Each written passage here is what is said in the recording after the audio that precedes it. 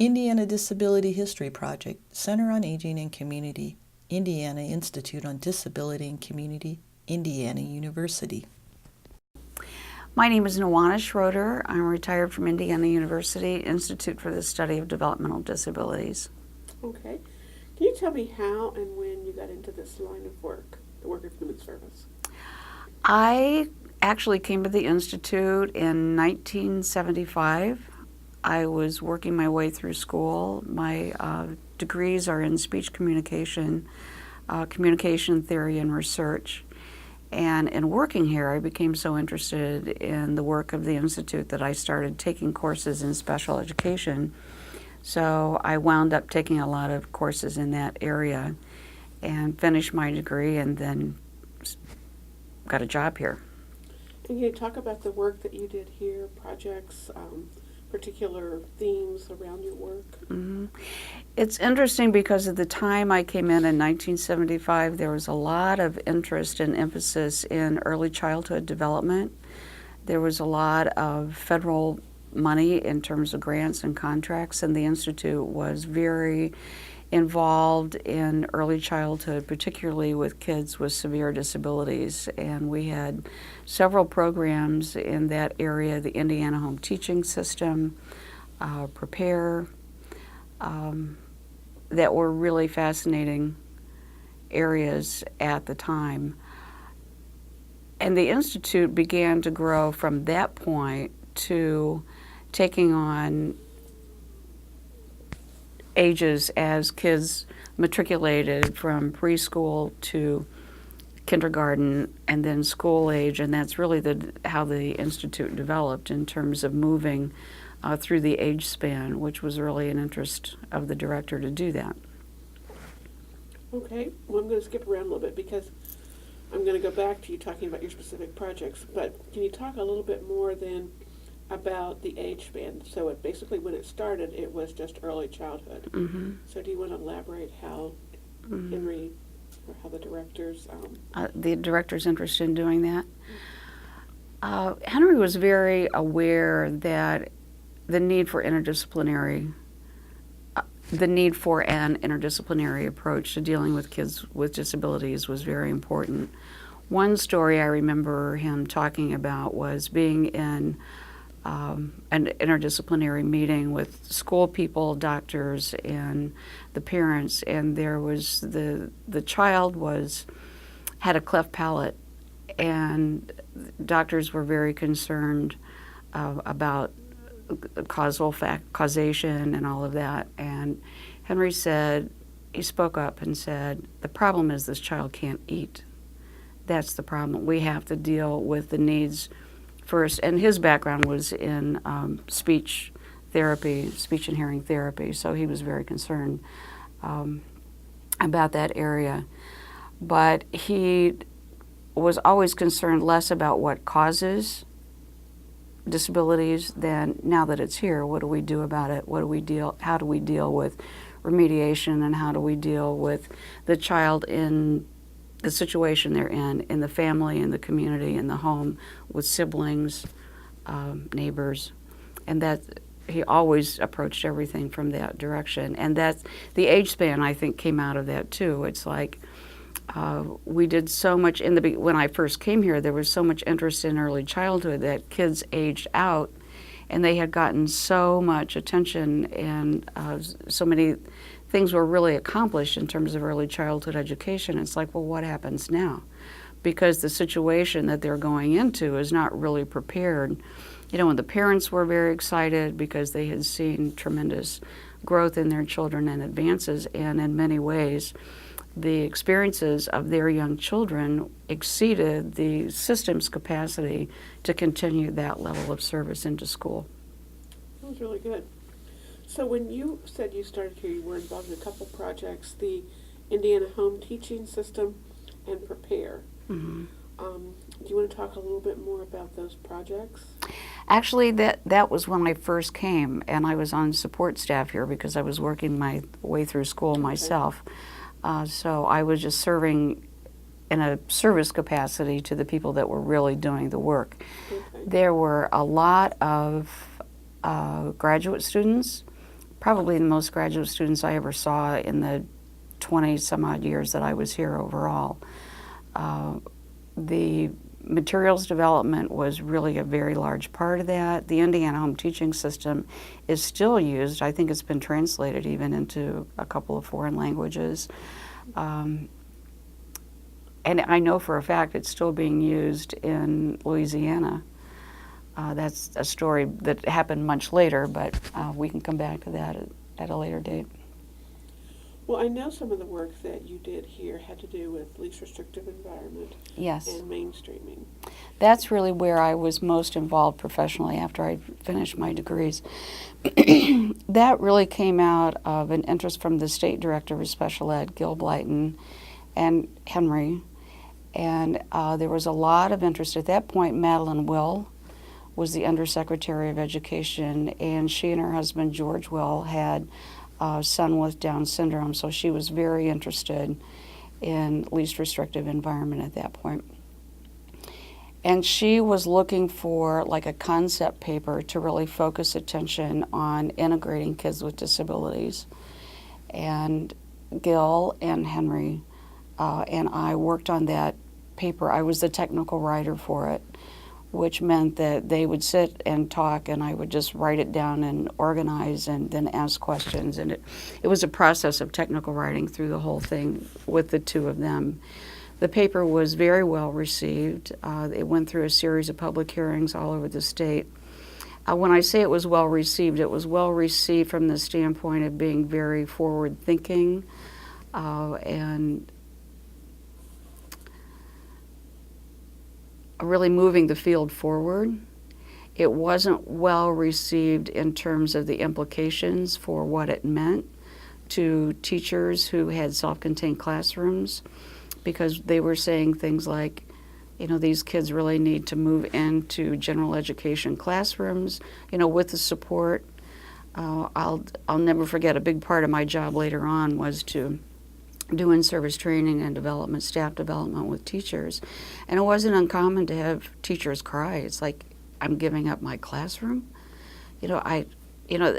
Teachers' classrooms are their domains. They're their office. They're, the only way they know how to do what they do. And to tell them that you're going to be a team teacher with a general education classroom teacher was a very difficult concept.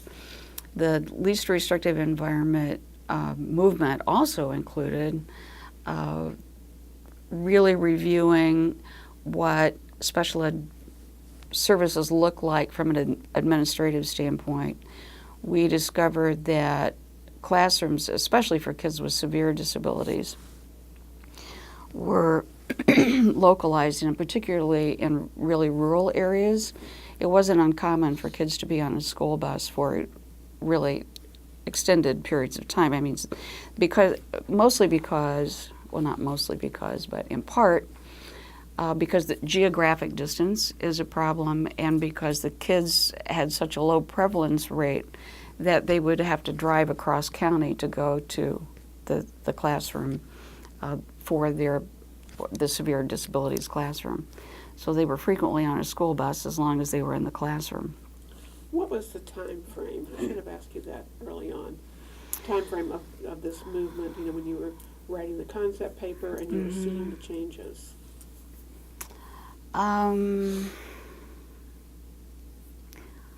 When did Barbara Wilcox come? She'll know. We'll ask her. I'm thinking about 1985. Could you say that in a sentence, that the concept paper started, or the concept paper really laid the foundation for what came after that, and because Gil Blyton, the state director of special education, was so interested in it and really embraced it from an administrative standpoint at the state level, it went from the concept papers to public hearings across the state, and then we began looking at state funding and federal funding in the area of least restrictive environment for kids with severe disabilities in the beginning. And at that point, I believe it was around 1985, Henry recruited Barbara Wilcox from the University of Oregon. And she really went to work and began writing grants, federal grants, that really got the project's really rolling here at the Institute. That's perfect. Okay. Anything else about that you can think of? Okay. Is there anything else you want to say about that? Because where we're going to go next is how things have changed. Mm-hmm. So is there anything that you can think of that would be relevant before we move? I think the real wisdom of the LRE projects, and there were a group of them, was the model demonstration part of it, because Barbara and Henry were very much aware that it was important to demonstrate that you could do it all over the state, because as everybody's aware, the southern part of the state is quite different than the northern part of the state, and they're really urban districts and very rural districts. So we chose school districts from every major region in the state, rural, urban, and everywhere in between, as our model demonstration sites. And I think that was a very smart thing to do, because, if you can, people couldn't say then, well, you can do it there, but you can't do it here because the circumstances are so different. That was the reason for it, sites all over the state. Okay. Okay, so how have things changed for people with disabilities over the years in terms of their school life? Mm-hmm. And what I want you to think about is inclusion, attitude, and opportunities. Mm-hmm. It's interesting because it's very mixed. I think where inclusion has continued to be truly embraced, that magnificent changes have been made. Many parents just anticipate that their child will be fully integrated into the school, and in many cases, in many ways, that's the case. In other places, not so much. It's still very mixed. My most recent work experience, which was just a part-time experience with a local nonprofit organization, took me back into schools, and I saw local schools, and I saw some really wonderful things, and still some things that surprised me in terms of segregated classrooms.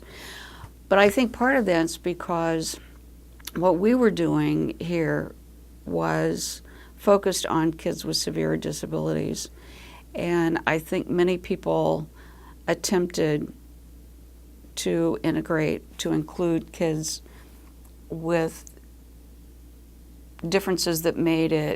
individual differences that made it much more difficult, and I'm not sure that the resources are there to successfully integrate kids with severe behavior problems and that kind of thing. So in your examples there were some places that things have really improved and things are going really well. What do you think has made things go so well? Why are the successes there? Mm-hmm. When I think back over the successes of the project, it was because people who did the work, the administrators, the teachers, the school superintendent, and the parents were all on the same page. They all wanted it. They all worked together as a team, and they just didn't take no for an answer. It's like where there's a will, there's a way, which is probably no different from, you have schools where everybody is really involved and motivated, and the school in general just runs very well, and students succeed, and it just all comes together. In other schools, not so much. So it's just like, in that regard, I don't think it's any different than good schools across the board, regardless of the nature of the kids inside the building. Have you seen many differences in people's attitudes of being more accepting? Students, let's talk about students first. Being more accepting of their peers, Mm-hmm. being more willing to even think about someone with a disability as their friend or as their Mm-hmm. co-partner in lab, something Mm-hmm. like that. Oh, yes. In fact, it was our experience then, and I think still continues to be, that kids are not the big problem, They're just not. I can remember early on when we were talking about bringing kids with severe physical disabilities, into school buildings. The grown-ups were very concerned that, oh, you couldn't possibly have this child in a wheelchair, in school. It's like, it's not safe. The other kids won't accept it. It will frighten the other children in some cases. And that just didn't happen. I mean, especially in the early grades, kids were so supportive. They fought over who got to push the wheelchair and who got to lock the wheelchair. It wasn't the kids ever that were, a challenge in doing this. And as kids grew up with that, it became quite normal in high school. I don't spend a lot of time in high schools now, but I know when we did a lot of work in peer tutoring and did the peer tutor conferences here, as Joel can tell you, that was just incredible how typically developing kids would enjoy and support and really work hard to make sure that the kids with disabilities succeeded in their school. They don't see the difference. It's like, well, okay, fine, we'll just go with it. So I think that normalization process has improved an awful lot. And what about opportunities for kids in school and then once they leave school? Do you have some thoughts on that? It's interesting in Bloomington, you can go to the grocery store and someone who went through the local high schools and job training experiences, a lot of which was supported and demonstrated at the Institute as well. It's very common to see that all over town. Kids with disabilities are out there, they're working, and I notice it only because I know how it came to pass. But what I always enjoy is people who don't have that background, who don't know what it took to get those kids, working in the stores and cleaning the tables in restaurants and bussing tables. Other people in the businesses are so supportive. They've come to know them. They're the best, we always knew that. They were the best employees ever. So they're there for a long period of time, and people get to know them. They know their name. They talk to them, about the personal things in their own lives that they care to share with them. It's wonderful to see. Okay. Well, that's good. Do we want to, you mentioned the peer tutor conferences, do we want to touch on that? Are you going to talk to Joel about that? I hadn't thought about. He's good at that. He can tell you all about that. He was really had a very big leadership role in putting those together. He's easy enough to get. Yeah, that's right. Do you want to talk about peer tutor, or do you want to leave all that to Joel? Let's leave that to Joel. Okay. He'll, So, where does Indiana still need to improve in terms of least restrictive environment, mainstreaming, inclusion of kids? Do you know, forward with them? honestly, I don't think I can help you with that. I've been away for so long, I don't really know what's happening in the state. After Gil left as special ed director, the emphasis changed because the new director was interested in focusing more on emotionally disturbed kids with emotional disturbance, and that's about the point, that I left, and I don't really know what happened after that. When did you leave? How long ago have you been? 95. It's been a long time when Henry Doesn't seem retired. that long. Yeah, it doesn't. Well, it doesn't to me until I think, how much has surely happened since then that I know nothing about because I've had no contact with the field since Well, then. then you'll enjoy these next few questions. Okay, because I didn't realize it was 95. All right, the next question is basically how the Institute change over time. So we'll say over time from when you got here till 95. Mm-hmm. In terms of residential preschool diagnosis. Well, actually, the changes were quite dramatic because when Henry took this job,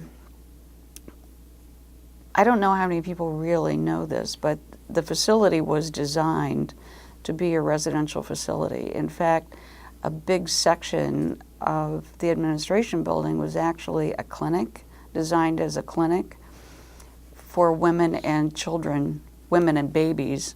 I think the idea was that they would deliver and stay here, and their babies would actually live here at some point in time, and then all what's now all the office buildings would be residential apartments for people with disabilities. Henry made sure that never really happened. When I came here, we had an agreement, only because we had the facility, to have like group home settings for Stonebelt clients. And that was by contractual arrangement, and then over time he phased that out with the goal that people need to live in their home communities, that it doesn't build the capacity of the community to care for people with disabilities if you package them up and send them to Bloomington to be cared for the rest of their life. Deinstitutionalization was very important to him, and he believed that really should happen at home first. That was also not a very popular move because, as you can imagine, if you're a parent of a severely mentally retarded young adult, they've always lived in a sheltered environment.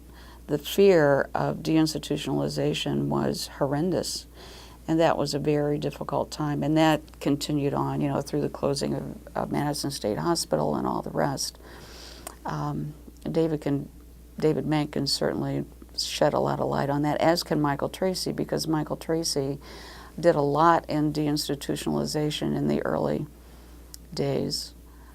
But the Institute changed from a residential facility for people with mental retardation. In fact, that was the first name of the Institute. It was the Mental Retardation Institute on paper in the beginning. And that was changed to Developmental Training Center, and then Institute for the Study of Developmental Disability, and the name has changed again.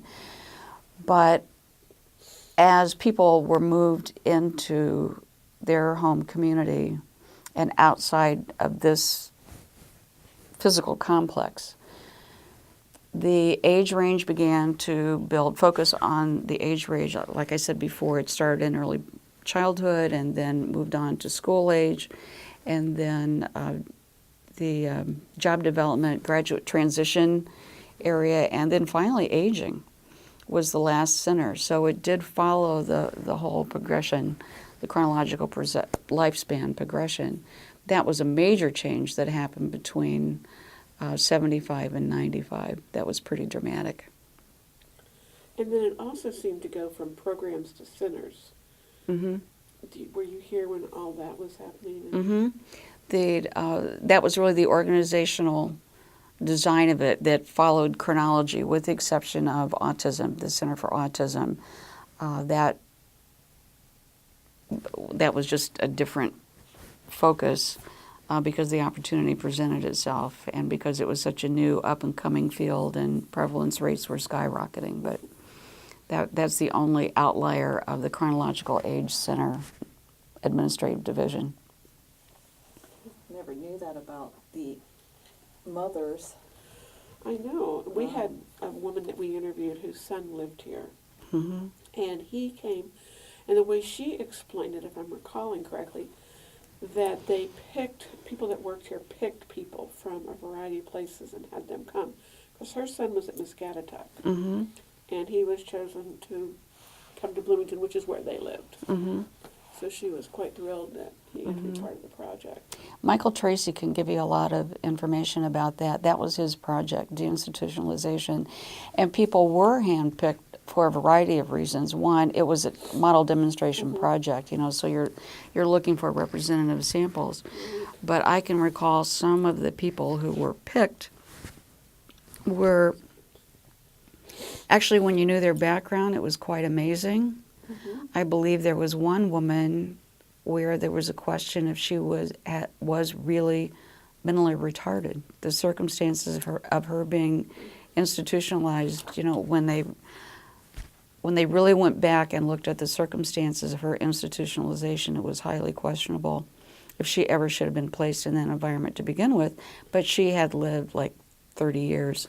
Michael can give you the detail of this, but there were circumstances like that that were really quite heartbreaking. All right. So then, in thinking more about the Institute, what are some of the major influences the Institute brought to the state, and what are some of the most significant pieces of work that you think the Institute has contributed?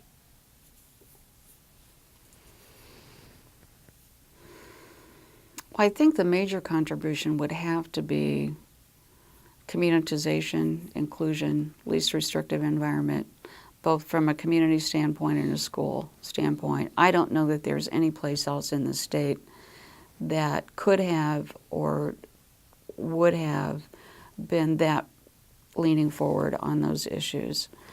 The fact that we were so effective in working with the State Department in those days was of course, a big help in terms of dealing with schools. But I think the Institute had a magnificent impact in those areas. I'm sure there are many others that I was not directly involved with. I know that the Center for Autism has done remarkable things in the state. I know that a lot of the training material that was developed here has had very broad use. The Indiana home teaching system, a lot of the early childhood material that was developed. The two papers, actually there were two concept papers for least restrictive environment. The first one was the blue paper that I talked about first. There was a second paper that came right before I left, and we brought people in from all over the state. Wayne Saylor facilitated a group of administrators, teachers, parents, and it was to follow up from the first paper. And I'm not sure how far that went because there was less interest at the state level to really embrace it and move on from there. But I know that Wayne Saylor was very interested in carrying that back to Kansas and working through the University affiliated facility in Kansas to use a lot of the things that were developed in that paper. We developed like how-to manuals for elementary, middle, and high school principals on how to include kids with disabilities in schools. I know that that had very broad use across the state. Adapting curriculum instruction is another product of the Institute that came out of those projects. That's had really broad dissemination nationally. And I'm sure there are many others that I'm missing now, but. That's a nice list. Well, this next section, we're going to talk about Dr. Schroeder, if that's okay with you, and you're going to kind of represent him. So, and if this gets too personal or we're being too nosy, you can just tell us to stop. But basically what we want to know is how Dr. Schroeder became the director of the Institute, how and when the Institute started, some of his background too. He was hired as an interim director, and he was still finishing his doctorate. And after he finished his doctorate, he went through the competitive interviewing process, and he was offered the position, and he stayed. So he finished his doctorate in 1971 and began as director. I think he was acting director for a year, and then became full-time director and served as director until his retirement in 95. Okay. And so, in terms of the name changes and his vision for the Institute, can you talk about what his vision was, what he shared with you about his vision? Mm-hmm. I think what Henry brought to the Institute, and I think the reason why he was so effective as an administrator of the Institute was because he had a lot of practical experience. He was an older student to start with because he went through school on the GI Bill and then a fellowship for his graduate program. So he was mature already when he took the position, but his background was in speech and hearing therapy, and he had been a speech therapist in Kokomo before he became a special ed director and then took on more administrative responsibility. So he had classroom experience, he had school experience, administrative experience, and then of course the university research training and service experience from his graduate program. So he was well prepared to deal with people at all those levels. The name change is interesting because the first name of the center was the Mental Retardation Center. And that's the first name that I ever saw when the budgets would come from accounting, everything, and nothing said Developmental Training Center, everything said Mental Retardation Center. And I wouldn't be surprised if that's still not what the line item on the state budget calls the Institute to this day. I never saw it called anything other than that. But it became the Developmental Training Center, which was sort of a generic name for several centers across the country, and it just in general meant facilities that serve people with mental retardation. So when LRE became an important focus, the need and the recognition to get away from that was very evident. I'll never forget Barbara Wilcox said, "I can't live in a place called the Developmental Training Center."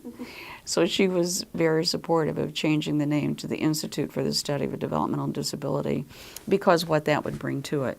It implied integration, inclusion, communitization, deinstitutionalization, all those good things of moving people with disabilities into the real world.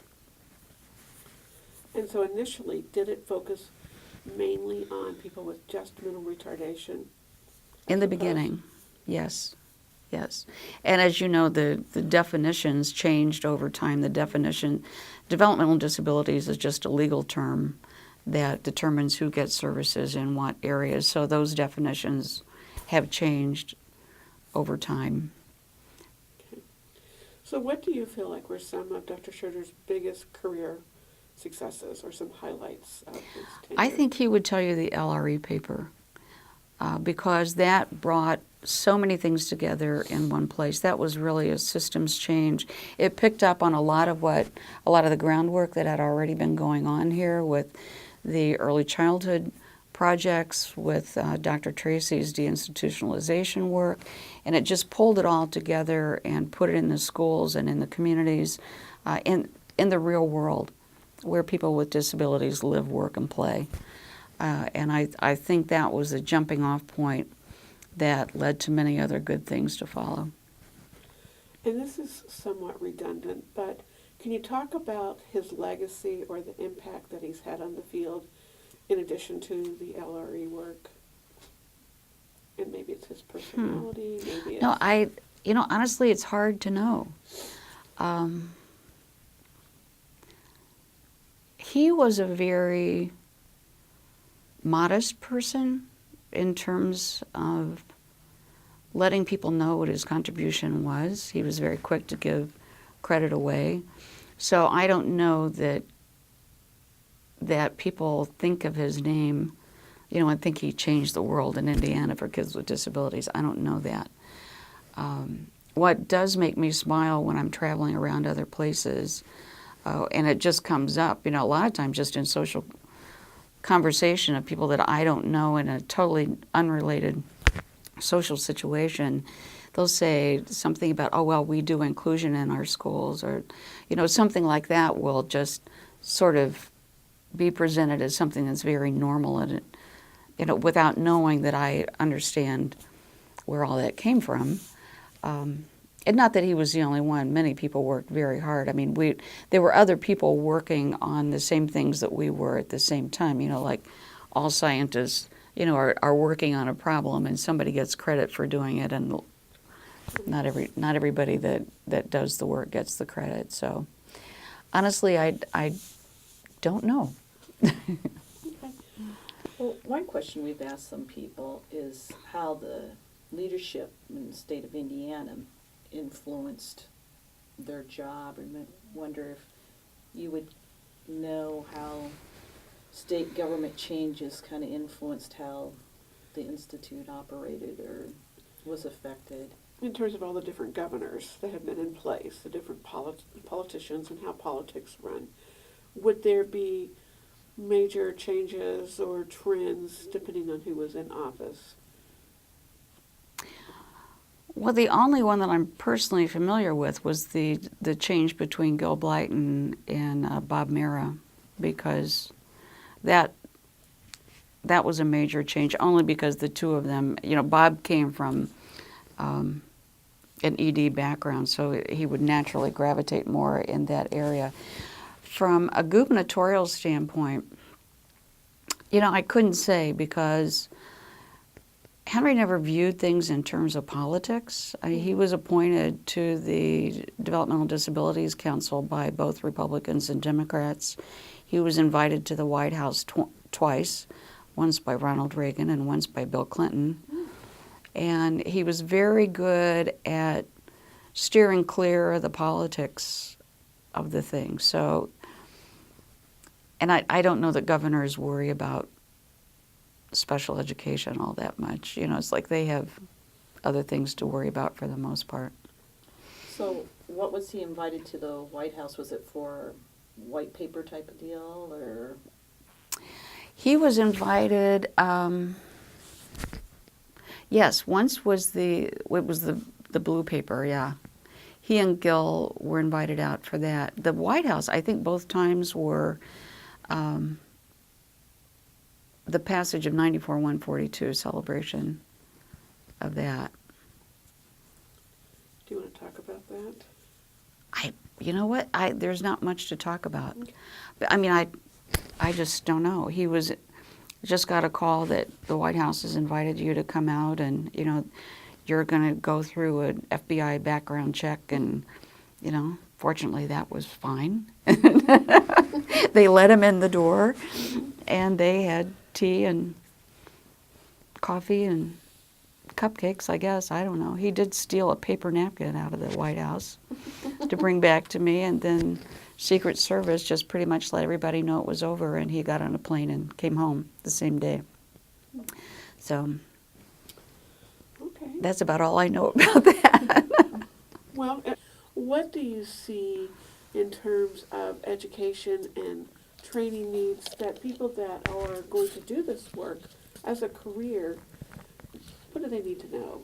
And how do they get that? You know, how do they get what it takes to really do good work in this field?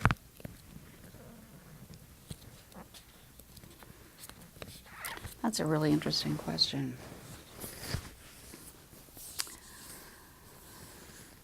Just wanting to do good things is not nearly enough. There's a lot of science and a lot of hard work that goes behind really changing the system to make it work for people with disabilities. I guess what's coming to mind, and I don't know how to put all this together, but it's what I see happening in general in the country. And what I saw from being in schools recently is that poverty is a really big, big issue. And I saw so many kids that were so many at-risk kids that I just think that that's going to be a major problem. And I'm not involved in the field professionally, so I don't really know what I'm talking about. But I do think that the field is going to really open up for behavior management. It already is, but I think that's going to continue to be a bigger concern. I think kids with emotional problems will continue to be a very critical problem, and much of it's related to poverty and you know, what's going on at home and failures of society to take care of the least of us, honestly. I'm very concerned about that. Right, yes, I agree. I think there's going to be so many new labels that come into the field, and the new label is going to be based around poverty, because people are so impoverished. They're hungry. They have no consistency. So I agree. I think And I can tell you, I lived under a rock until, like I said, I had the opportunity to work part-time for a nonprofit. at the level of poverty and what teachers are dealing with in the classroom, the number of hungry kids in school is really frightening. The level of poverty was beyond anything I could imagine.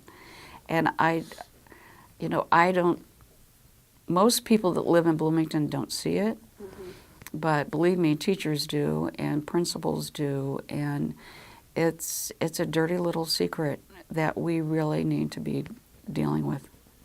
Yeah, this is off topic, but my daughter did student teaching in Indy a couple of years ago, and she felt like she had been under a rock because there were segments, but she had whole schools, in the IPS district, that everyone in the school was impoverished. They were sending lunches home on the weekends and things like that. So it's not even just a few kids in each school; it's whole schools. And doing the experiences, she was just saying, I don't know how the kids in first grade at this school are ever going to catch up to the kids in first grade at another school because they're already so far behind. Well, exactly. That's kind of what I was getting at. It's like the whole idea of developmental disability. Well, you could come to school just fine, and if you're hungry and you fall behind, or mom can't figure out how to get you to school more than twice a week, pretty soon developmentally you are delayed and disadvantaged, and that just adds to the problem along the way. So I agree with you. I think there'll be many new labels to be explored and resources in schools. Really, I'm very concerned about that. I think back on some of the things that we were able to do in the least restrictive environment projects because there were resources there to support the needs of kids. I am stunned and amazed at what teachers do and how hard they work from what I saw on the inside in the last 3 years. I have absolutely no patience for people who pick on teachers. I just don't. It's like and principals, they have no idea what they deal with in the course of a day and how hard the job is. And, just loving kids does not make you a good teacher any more than liking to read makes a good librarian. There's so much more to it than that it's going to be an incredibly interesting and challenging field in the future. Well, and that's something that maybe you could talk a little bit more about, because I think that is going to be a whole new label and a whole new area, because people aren't going to get ahead. They aren't going to succeed. Teachers are teaching new rules. They have new tests to teach to. They have new expectations. So that's going to, really broaden the base of people with disabilities in Indiana and anywhere. So I don't know if you have any more thoughts about the future trend that you'd like to share on poverty. Well, my mind is drifting back. I should go back and read it. It's been so long. But the third wave paper had some very interesting ideas in it, I thought, in terms of how schools could be restructured to be more of service to the community, particularly in times of strapped resources. We were thinking really out of the box when that paper was coming together, in terms of asking interesting questions like, why would this big building sit there empty 3 months out of every year? Why are we so tied to bricks and mortar that, and the territory of my room and this room, and of course, just from a practical standpoint, somebody's got to have some territorial control over it. But the whole notion that we're so tied to just physical facilities that we forget about what needs to be going on in there. And schools have started taking on a lot of social responsibility in terms of after-school programs, breakfast programs, free reduced lunch, all that really addresses some of the needs. And as we were talking before about poverty, certainly that's an important part. But it is true, a child can't learn if they're hungry. It's just that simple. And if they go home and there's nobody there, why are they going to do their homework? So schools have worked very hard to fill in those gaps, but it doesn't make sense that we have to look at everything so compartmentalized that this is what happens here, this is what happens here. You know, the whole notion that you could combine social services and community services in places where schooling occurs would be a really good idea. You know, like why not have a senior citizen center in an elementary school? You know, massive resources for you'd want somebody to read to a third grader, you know? Maybe she would, you know, give up playing bridge to read a book, you know? Like the whole notion of how to maximize available resources, you know, many of which don't cost anything, or using physical facilities in better ways. I mean, the Institute's a perfect example of that. You know, it was originally designed to be a residential facility that would help, you know, a very, very small number of people if that's all that occurred inside this bricks and mortar complex. But changing it to a facility that provides office space, conference space, meeting space, training space for teachers that come in from all over the state, for administrators that come in from all over, you know, to advance development and develop products here that have broad dissemination. It's like dropping a pebble in a pond and the rings just spread out. But it's still, you know, just these bricks and mortars around us. That's a nice way to put it. Well, let's see. I had one question on here where you could talk about your... You know what, Ed, honestly, take a look at that paper. I'm sure there's a copy in the... This is funny because Peggy Denning, my good friend, that I actually did a lot of training and technical assistance with in the projects, she is thinking about putting together a private consulting business in Florida, and she asked me to send her all that stuff. I just boxed all this stuff up and shipped it off to her, like, in the fall. And I told her I wanted it back, but that hasn't happened yet. But I'm sure there's a copy of that paper in the library. Take a look at that because that was relevant then. It was so far forward thinking that honestly I think it scared a lot of people. It seemed like so far out there that it couldn't possibly, you know, happen. But given the way things have changed, I think it's worth a second look. And you called it the blue paper? I mean, It's third wave. It's third wave. Oh, third wave. Third wave, yeah. And was that something you just got together with? Did it have some funding to put it together? Or? No, that was the problem. That was the intent. Sandy Cole participated in that. She probably has a copy. She was part of the group that put it together. But we had special ed director, and it was the same kind of thing. People from all over the state, and administrators, teachers, parents worked on it, and Wayne Saylor facilitated it. And the idea and the paper was, I thought, exceptional, and everybody was very pleased with it. And we took it to the State Department, and they said, no, thank you. This will never fly. What year was this, roughly? It was right about the time Henry had his heart attack, so that was like 95. Okay. 90, and I think he was already on leave by the time that was finished. Are all the papers that you talked about, 'cause you talked about 3, are they all in the library? Should What do you be. think? I would think, yeah. In fact, you know, Well, there's one two. of them I think is online. I think I saw that. Probably.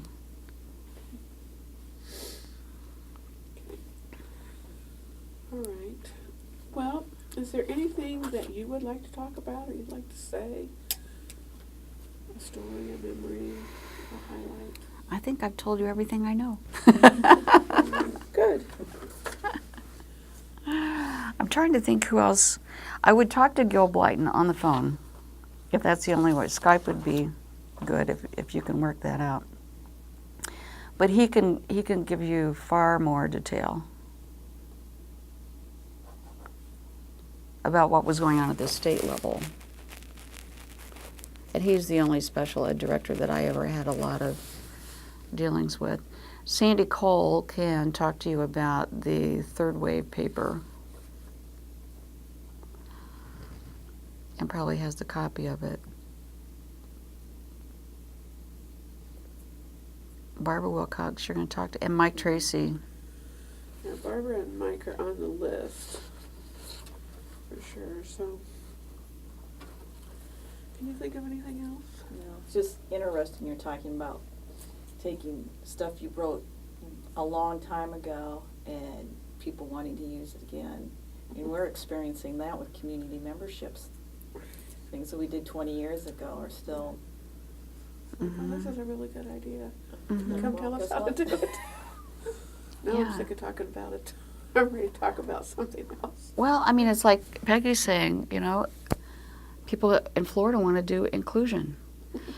But you know, it's so funny because at the time we were doing all of this here, Florida had in fact, it's the reason she gave up teaching in the state of Florida, because every dollar for teacher in-service training was in bilingual, because that was the big issue, the influx of Latinos. You know, they were so busy trying to sort through that it's like, inclusion for kids with disabilities? Are you kidding? Not happening. Just not happening. So much of, you know, social change is dependent on where people are and the resources they have, and the talent of the people in charge, you know, calling the shots. I mean, it was just kind of a lightning bolt, I think, that Gil and Henry were at the same place at the same time. And they were just really, you know, good friends, very compatible, you know, and thought very much alike. In fact, they both applied for the job of state director at the same time, and Gil got it. So, I mean, Henry was competing with Gil for state director of special ed, which he didn't care about one way or another. He was happy to be here. He had a lot more latitude. Who else would? I can't think of anybody else, but I'm sure if you talk to those people, they'll have other suggestions.